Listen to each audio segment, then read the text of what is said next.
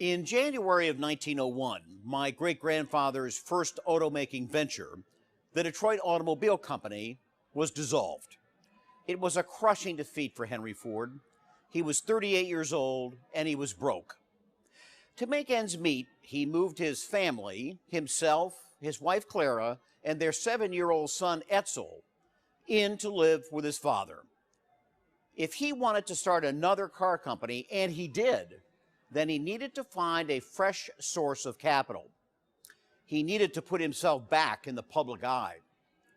To do that, he turned to racing. Racing grabbed the public imagination, and it just so happened that one of the biggest races in the country was being planned practically in Henry Ford's backyard. On October 10th, 1901, the Detroit Driving Club was hosting a nationally advertised 25-lap event at the Grosse Pointe Blue Ribbon horse racing track. The icing on the cake was that Alexander Winton, motor racing's first American superstar, would be entering the race. Winton was everything Henry Ford hoped to be.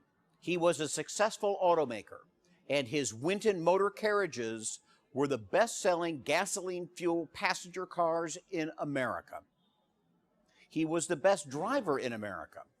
If he entered a race, the assumption going in was that he would win.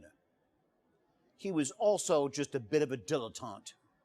When Winton's sales manager was approached about the Detroit race, he was less than enthusiastic.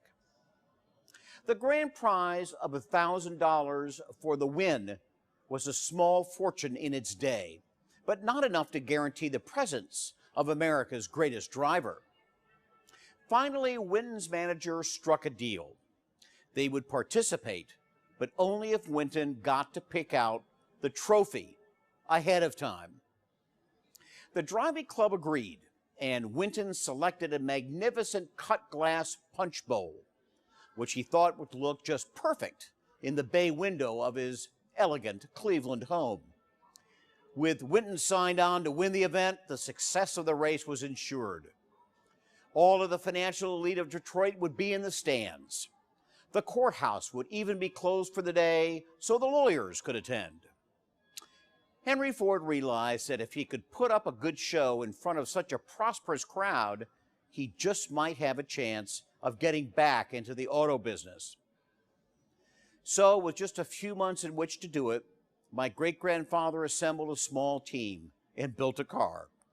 It stood high off the ground on 28-inch wheels and looked like a cross between an oversized baby carriage and a small grand piano. There was no windshield, and its driver was exposed to the elements from the ankles on up. No matter what angle you viewed it from, it looked half-finished. But it had an elegant name. They called it Sweepstakes. Being a mechanical engineer, Henry Ford concentrated on the powertrain. The engine had only 2 cylinders, but a displacement of 538 cubic inches. That's 180 more than what NASCAR would allow today. It used a complicated form of mechanical fuel injection, known as a vaporizer. But despite those impressive specs, it produced a mere 26 horsepower. That was considerably less than the 40 horsepower motors common on most race cars of the day. Henry Ford was fine with that. What he was after was reliability.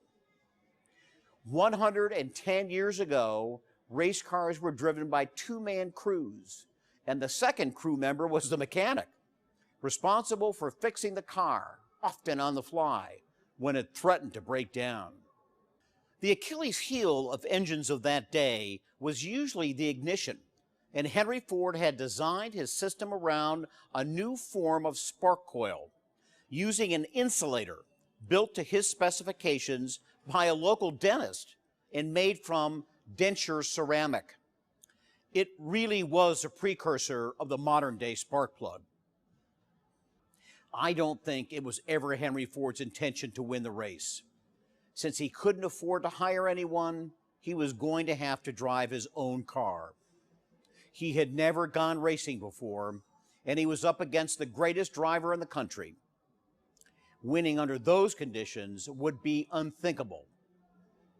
Speed trials conducted on the public streets of Detroit showed that Sweepstakes topped out at 72 miles an hour, 6 miles faster than the automotive speed record at the time. Henry Ford realized that he actually had a hope of winning in October, if only he could figure out what to do with all that speed. So he asked a local bicycle racer to give him pointers on how to apex through a turn. When the day of the great race came, 8,000 spectators packed the grandstands and lined the fences of the track. 13 teams were entered from Detroit alone, but the star of the field was Alexander Winton, who'd brought his best car, powered by a 70-horsepower engine. The promoters had planned a full day of racing, which was probably a bad idea, because by the time the main event came around, only Winton, my grandfather, and one other competitor were running well enough to drive under their own power to the starting line.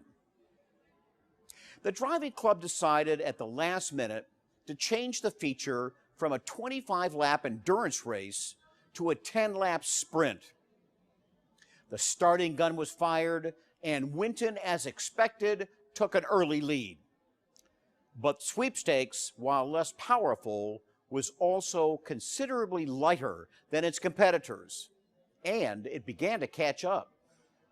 By the 7th lap, Henry Ford was hot on Alexander Winton's tail. And then on the 8th lap, it happened. Winton's car began to sputter and misfire. As the pair came off the 4th turn and hurtled down the front straight, Henry Ford made the pass and put Alexander Winton in his dust. It was a thrilling moment. It was an historic moment, a moment that identified Ford as a winner worth watching, and it scared the living daylights out of my great-grandfather. After he drove into the winner's circle, into a great crowd of spectators, willing to back him in any venture that involved wheels, the first words out of his mouth were, "Never again." The promoters presented him with his $1,000 check. Then they brought him out the trophy and handed him the elegant cut glass punch bowl. Picture that. Henry Ford looked at that bowl in his hands. He knew the story behind it and knew how much Alexander Winton desired it. The man had picked it out specifically for a place of honor in his home. And Winton was standing right there, watching the victory ceremonies. So knowing how very much that beautiful punch bowl meant to his rival, my great-grandfather did what any racing professional worth his salt would do. He took it home and smiled every time he looked at it for the next 46 years.